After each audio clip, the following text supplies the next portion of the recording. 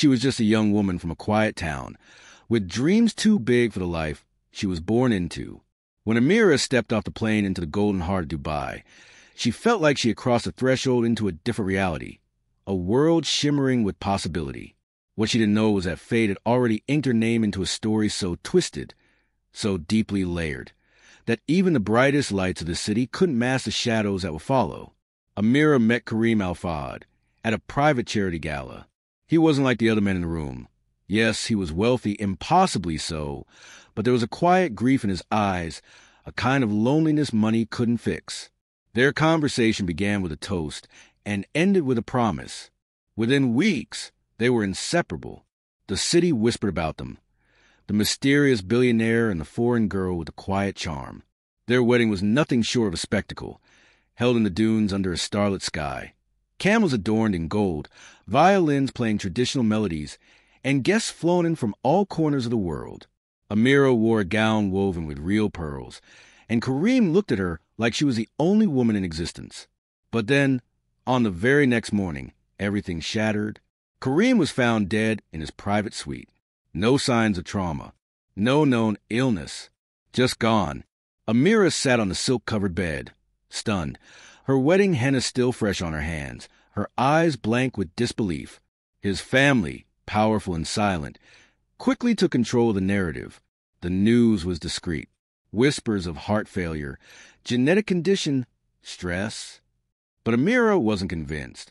She wasn't even allowed to attend his burial. Days passed. She was confined to a grand estate on the outskirts of the city, guarded under the pretense of protection. Her calls were monitored. Her passport was gone, and the will Kareem had shown her, where he promised her a share of his estate and full freedom, was nowhere to be found. One evening, as she wandered through the vast library, she found something odd, an envelope wedged between two books on Middle Eastern history.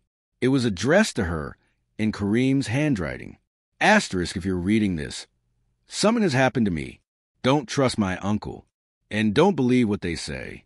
My death will not be natural. Asterisk. Amira's hands trembled as she read the note again. It continued. Asterisk, there's a safe behind the fireplace in the East study. Inside are documents. Proof. They will come for you if they suspect you found them. You must act quickly. Trust no one, especially not the man who will offer you protection. Asterisk. Her breath caught in her throat. She hurried through the mansion's endless corridors, her footsteps muffled by the thick Persian carpets. Reaching the East study, she found the fireplace, massive and cold. With trembling fingers, she pressed the carved falcon insignia at its base. A quiet click. A small compartment opened. Inside, just as he said, were documents. Contracts, medical reports, surveillance photos, and a black flash drive labeled asterisk, December 11th, Al-Masra. Asterisk. She didn't know what Al-Masra meant, but she recognized one name over and over again, Omar Al-Fahd. Kareem's uncle, the one who now controlled his state. Suddenly, she heard the sound of footsteps, measured, deliberate. Someone was inside the study. Her fingers closed around the flash drive. She quickly shut the compartment, adjusted the books, and backed away just as the door creaked open. Miss Amira, said a deep voice. It was Omar. He stood there in a dark suit, his eyes sharp behind gold-rimmed glasses. You shouldn't wander at night, especially not alone. I couldn't sleep, she replied, her voice composed despite the hammering of her heart. Understandable, he said, stepping closer. Grief takes many forms. He paused, scanning her face. By the way, he added, almost as an afterthought, if you come across any letters Kareem might have written, it's best to hand them over. He was very ill toward the end. Paranoid. She smiled faintly. I'll keep that in mind. That night, Amira didn't sleep. She hid the flash drive in her hairbrush handle and kept the documents under a loose floorboard. The next morning, she asked to go into the city to pray for Kareem at the Grand Mosque. Omar surprisingly agreed. A black car picked her up. 2 guards accompanied her. But instead of heading to the mosque, she gave the driver new instructions. Burj Plaza. I need to buy prayer beads from a particular vendor. My husband used to get them there. The driver hesitated, then turned. Burr's Plaza was crowded. Tourists, locals, street vendors. She stepped out, looking like a grieving widow, her black abaya flowing with each step. As soon as the guards followed, she ducked into crowd, disappearing down a narrow alley. She reached an internet cafe she had spotted weeks ago. Inside, she plugged in the flash drive, and what she found on it chilled her to the core. It was a recording of a private conversation in a hospital suite. Kareem's voice, and Omar's. "You know too much," Omar was saying. "I'm not afraid of you," Kareem responded. "I've already made arrangements." "Amira?" Omar chuckled coldly. "You think she'll survive a week without me?" The recording cut off, but there was more. Blueprints of a pharmaceutical facility, a list of patients, a report linking experimental drugs to high-risk patients, drugs being tested illegally under Kareem's company name, documents Kareem had been trying to expose. And his uncle was the one funding it all. Amira knew then. Kareem hadn't died. He had been silenced, but she was still breathing, and she still had the evidence. Before she could move, her phone buzzed. Unknown number. A message. Asterisk, "We know where you are. Come quietly or others will die." Asterisk. She froze, but she didn't delete the files. She uploaded them all to a secure cloud, then set them on a timed release. She left the internet cafe, blending once again into the chaos of the city, because now she was no longer just a grieving widow. She was the bearer of a secret that could bring down an empire. Amira didn't return to the estate. She vanished into the city like smoke in the wind, moving from hotel to hotel, careful not to use her name or leave a digital footprint. Every hour, she checked the cloud storage. The files were safe, encrypted, locked, and scheduled for release in 72 hours if she didn't manually reset the timer. It was the only leverage she had. That night, she took shelter in an old and near Dera, a quiet place owned by a retired Lebanese woman named Hannah. With eyes that had seen war and hands that heal with touch, Hannah took one look at Amira's haunted expression and offered her a warm bed. No questions asked. Amira lay awake, clutching a burner phone she bought on the street. Her mind was spinning, not just from grief, but from the growing realization that she was entangled in something far bigger than just a family feud. Kareem had been trying to expose the illegal drug trials his uncle was funding through their pharmaceutical company. Trials that had killed people. Trials being covered up using Kareem's name and wealth. And now she had the proof. But truth alone wouldn't be enough. She needed to survive long enough to make it matter. The next morning, she was awoken by a knock. Not on her door, but the window. Startled, she pulled back the curtain slightly. A boy stood there, no older than 10, holding a folded piece of paper. He handed it to her silently and ran. She unfolded it. Asterisk, "You don't know who your husband really was. If you want answers, come alone. Noon. Al-Bastakia Heritage Quarter. Bring nothing but your courage." Asterisk, there was no signature. For a moment, she considered ignoring it. But her instincts told her this wasn't a trap. It was a thread, and she had no choice but to follow it. By noon, she was walking through the narrow sandstone alleyways of Al-Bastakia, where the past lingered in the air like incense. Old wind towers loomed overhead, and tourists strolled lazily through the art galleries and cafes. But Amira wasn't here for art. She was here for truth. A man appeared from the shadows near a small gallery entrance. His face was lean, weathered, his eyes sharp. "Amira," he said, his accent unfamiliar, maybe Syrian. She hesitated. "Who are you?" "I was Kareem's bodyguard. His real one, not the ones his uncle planted around him. Name's Idris." He glanced around, then gestured for her to follow. Inside the gallery, behind a false wall, was a hidden room, dusty, dark, filled with old equipment and surveillance monitors. "He didn't just leave you the flash drive," Idris said, shutting the door behind them. "He left you the chance to finish what he couldn't." Amira clenched her fists. "He didn't just die, did he?" Idris shook his head slowly. "No, he was poisoned, a neurotoxin untraceable, designed by the same lab his uncle secretly controls. It mimics cardiac arrest. Silent. Quick. She felt her stomach turn. I knew something was wrong, she whispered. Kareem found out too late. He started documenting everything, trying to pull strings quietly. But he underestimated how far his uncle would go. Idris turned on an old monitor. It flickered to life. A map of the city appeared, marked with red dots. These are the facilities under Omar's control, disguised as clinics.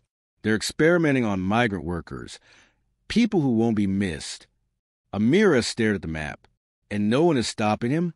He owns too many people. Police, judges, media outlets. But you're the one variable he didn't predict. A foreigner, legally married to Kareem. And now, whether you like it or not, you're the only one who can bring him down. Amira exhaled slowly, feeling the weight of those words pressed down on her chest. I have the documents, she said. They're on a timer. If something happens to me, they'll go public. Idris smiled faintly. Good. That's your shield. But you'll need a sword, too. He opened a drawer and slid a small leather pouch toward her. Inside, 2 forged IDs, a local SIM card, a hidden recorder, and a list of names. These are insiders. People Omar doesn't know we've turned. Doctors, journalists, even one of his security staff. They're scared, but if you go to them, they'll talk. Amira nodded slowly. Then we start today. But as she stepped back out into the sunlight, something felt off. A presence. She looked up just in time to see a man on the rooftop across from her, his silhouette sharp against the glaring sky. He wasn't a tourist, and he was watching only her. Amira turned quickly, pulling the edge of her shawl over her head, blending into the crowd. She didn't run. That would be too obvious. Instead, she walked calmly, slipped into a maze of alleys, and took a sharp right into a spice shop where the scent of cardamom and saffron masked the smell of fear. She waited. Minutes passed. Then the door opened behind her, and in stepped the same man she had seen on the rooftop. He paused just inside the shop, his eyes adjusting to the dim light and the haze of spice that hung heavy in the air. He was tall, dressed in plain clothes, but his boots were military issue, worn but polished. Amira pretended to examine a jar of dried rose petals on the shelf, heart racing.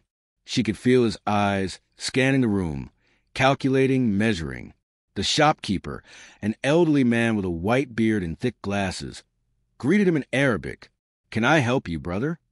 The man shook his head, murmured something, and began walking slowly through the narrow aisle. Amira kept her face angled away, her reflection barely visible in a brass teapot on the shelf.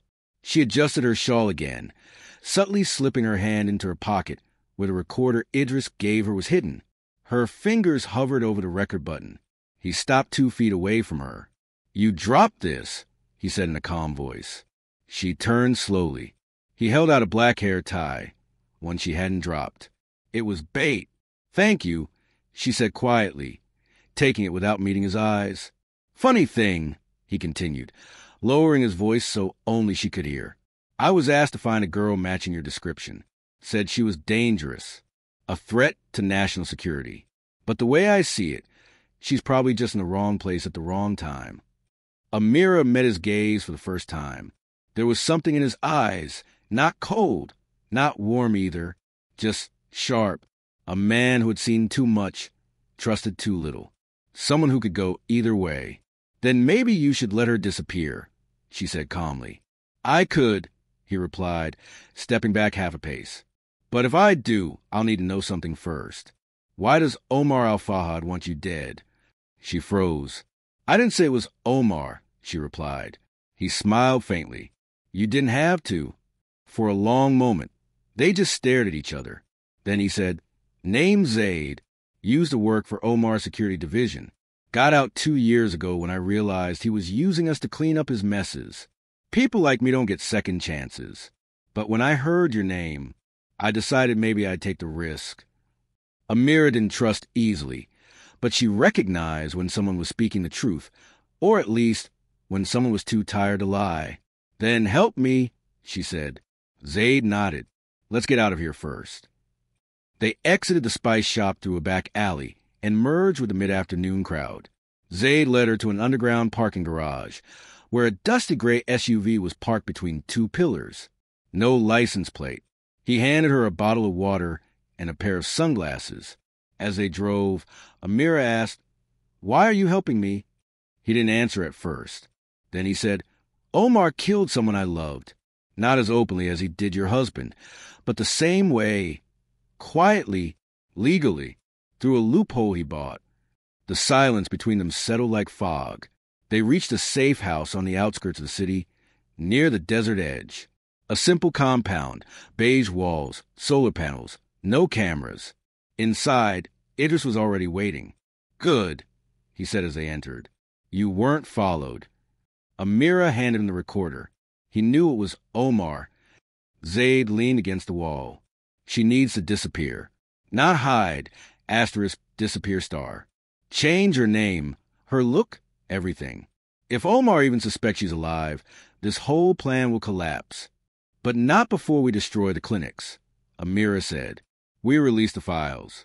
We name every name. Otherwise, Kareem died for nothing." Zayd and Idris exchanged a glance. Then we moved faster than planned. They spent the next 6 hours creating an identity for Amira. Passport, travel history, employment records. Everything fabricated, but flawless. Amira became Leila Youssef, a Tunisian journalist with refugee status, and a Canadian fiancé awaiting her abroad. Zayd taught her how to change her voice, her walk, her presence. "Confidence," he said, "even when you're terrified." By midnight, she was practicing walking through a checkpoint while Idris watched from the shadows. Then the alarm went off. A soft beep. Not loud, but deadly. Motion sensor. "Perimeter," Idris said, grabbing a small tablet to check the cameras. Zayd swore. 2 cars. No headlights. Coming from the west dunes. Amira's throat went dry. "They found us." "No way they trace you directly," Idris muttered, flipping a switch that cut power to the house and activated backup generators. "Must have been the spice shop. Someone saw you." Zayd grabbed a duffel bag and handed Amira a scarf, a flashlight, and the drive. "New plan. You get to the contact in Al-Ain. His name's Ferris. He'll get you out of the country. We'll hold them off." "I'm not leaving you here to die," she said, voice shaking. Zayd smirked. "Then don't think of it as dying. Think of it as delaying their victory." Idris placed a small tracking device in her pocket. "We'll find you. Just go." Gunshots rang out in the distance. Amira didn't look back. She slipped through the back tunnel, an old smuggler's route that led into the rocky dunes. She ran, her feet sinking into the sand, the wind howling around her. But even as the shots grew louder and her breath came in sharp bursts, she clutched the drive close to her chest and whispered to herself, "I will finish this, Kareem. I swear." The desert night was cruel, cold, sharp, and endless. Amira ran until her legs burned and her breath came in gasps, the sand swallowing her footsteps behind her. The wind whipped her hair across her face, and still she didn't stop. Every time she faltered, the sound of distant gunfire echoed in her ears, reminding her that somewhere behind, Zayd and Idris were facing men who wouldn't hesitate to put a bullet in her back if she hesitated even once. She didn't cry. She didn't let fear take over. She couldn't afford it. By the time the sun began to rise, casting pale pink hues across the dunes, her legs gave out beneath her. She collapsed behind a jagged rock formation, her chest heaving, throat parched and skin raw from the dry wind. The flash drive was still tucked inside the inner lining of her scarf, sewn in tightly. She checked her pocket. Idris's tracker was still there, blinking faintly, but there was no signal, no noise, no sign of help. Her mind kept flashing back to Zayd's last look, the ghost of a smile, like a man who knew he'd already made peace with what was coming. She didn't let the guilt consume her. Instead, she drank the last of her water, stood up, and began walking again. Al-Ain was still over 100 kilometers away, but Amira wasn't aiming for the city yet. Her first stop was a Bedouin outpost Idris had marked on her paper map, one of the few places that still operated without digital surveillance. It was nestled in a canyon near the southern desert line. From there, She could rest, recharge, and plan her next move to meet Ferris, the contact in Alline who held her exit. She walked for hours. Just past noon, a silhouette appeared ahead. Faint at first, then growing clearer. A tent, a few goats, and a woman in black standing by a solar cooker. Amira hesitated, then stepped forward, hands raised in peace. The woman looked up. Her face was lined with age, her eyes alert but not unkind. Without a word, she ushered Amira inside the tent and handed her a cup of sweet tea. They didn't speak. They didn't need to. The woman saw something in Amira's face that didn't require explanation. Perhaps pain. Perhaps something deeper. The woman gave her a clean scarf, a bowl of lentils, and a place to rest. By sundown, Amira was on the move again, this time with the camel the woman had lent her, and rough directions scratched into the back of the map. The desert darkened once more, but now the stars above gave her direction. She followed the North Star until the land began to rise and the sand gave way to dry stone. Just as dawn was breaking, she spotted lights in the distance, 3 small ones flickering, spaced in a triangle, just as Idris had described. She approached slowly. A man stood near a beat-up jeep, arms folded, a keffiyeh wrapped tightly around his face. When he saw her, he stepped forward. "You're late," he said quietly. "Did they make it out?" she asked. He didn't answer right away. Then quietly, Zayd stayed behind. Idris escaped but went dark. We haven't heard from him since. Amira closed her eyes, the wind lifting her scarf. "Are you Ferris?" "I am," he said, "and we don't have long." He drove fast, cutting through the rocky outskirts of the oasis town with precision. Amira stared out the window, the buildings rushing past, her fingers clenched around the flash drive inside her scarf. "We'll get you across the border into Oman," Ferris said. "From there, a contact will take you to Muscat. You'll board a private medical transport registered under a relief organization. You'll be listed as a trauma counselor named Layla Youssef, heading to Toronto. Once in Canada, you vanish. And then you release everything." Amira looked at him. "Won't that put you in danger?" He laughed under his breath. "You think I'm doing this for you? I'm doing this because my cousin died in one of Omar's clinics. I just didn't have the proof. Until now." They stopped outside an old stone structure near the edge of the border. Inside were 2 men and a woman, all of them working in silence, scanning documents, repacking gear, checking routes. Everything was clockwork, efficient, quiet. Amira changed clothes, replaced her scarf, darkened her skin slightly with crushed dates and tea, a trick one of the women showed her. She looked in the mirror. Not Amira anymore, just Layla. But when she touched her chest, she could still feel the weight of Kareem's voice echoing in her memory, the fire of his belief in justice, the letter he'd left her, the quiet strength he wore like armor. He hadn't died a coward. He had died trying to break the very system that now hunted her, and she would not let his death be in vain. Ferris entered the room, handed her a sealed envelope. Inside this is a list of every clinic tied to Omar's funding. Send it to the press after you land. In pieces, not all at once. Every 3 days, another name, another location. Keep the fire burning. She nodded. Outside, the sky was soft with early light. The jeep waited, and as she stepped toward it, heart pounding, every step felt like a march toward war. The jeep rumbled to life, its engine muffled beneath layers of soundproofing. Ferris drove without speaking, his eyes flicking between the road ahead and the rear-view mirror. The sun had not fully risen, casting long, golden shadows across the rocky terrain. Amira kept her gaze fixed outside, memorizing every hill, every turn, every pale shape in the distance. Her hands were clenched in her lap, but not from fear, only resolve. They reached the first checkpoint at the border, an unofficial one, manned by a group of smugglers and ex-military men loyal to no country, only causes. Ferris stepped out, exchanged a few quiet words in Arabic, and handed over a heavy envelope. The men looked at Amira, then nodded. One of them motioned for her to step out. She obeyed. A woman in tactical gear approached her and pulled a small scanning device from her pocket. It beeped as it passed near Amira's body. Tracker, she said sharply. You've been tagged. Amira's heart jolted. No, Idris gave me a device. Ferris's expression changed instantly. He moved to her side. Show us.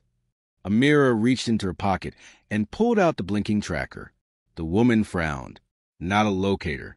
This is a beacon. It's sending out a signal. Ferris's eyes darkened. He must have been compromised. Or tricked. The woman tossed the device into the sand and pulled a handgun from her side. With 2 precise shots, the tracker exploded into sparks and smoke. Ferris grabbed Amira's arm.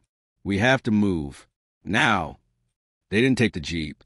It was already too exposed. Instead, Ferris led her through a narrow canyon path behind the checkpoint, where a second vehicle waited. An old, rusted transport van with humanitarian logos painted across the sides. Inside, a false floor concealed a hidden compartment barely large enough for one person to lie inside.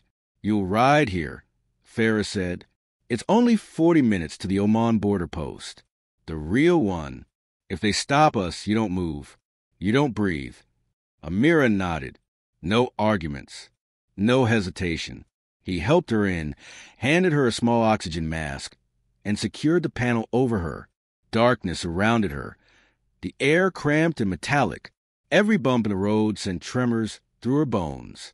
Her mind raced, not with fear, but with possibilities. How many had died in those clinics? How many families had been silenced? And now, the people responsible were chasing her across borders, across continents, because they were afraid, not of her, but of what she carried. The truth. 47 minutes later, the van came to a stop. Voices outside. Male, sharp, speaking in Omani Arabic. A dog barked. Boots circled the van. Her pulse quickened. Humanitarian aid. Ferris's voice said calmly, heading to Muscat. I have clearance. Silence. Then, open the back. The panel above her remained still. Her breath slowed. Another voice. It's clear. Let them through. The van jolted into motion again. 5 minutes later, Ferris opened the panel. You're in Oman. Amira crawled out, stiff, her legs aching. The van was parked near a remote outpost. No soldiers. No checkpoints. Only quiet wind and stone walls. Ferris handed her a set of tickets, a new phone, and a digital copy of the file schedule. Your plane leaves in 6 hours, he said. You'll board as Layla Youssef, trauma counselor, seat 4C. When you land in Toronto, a man named Ezra will meet you.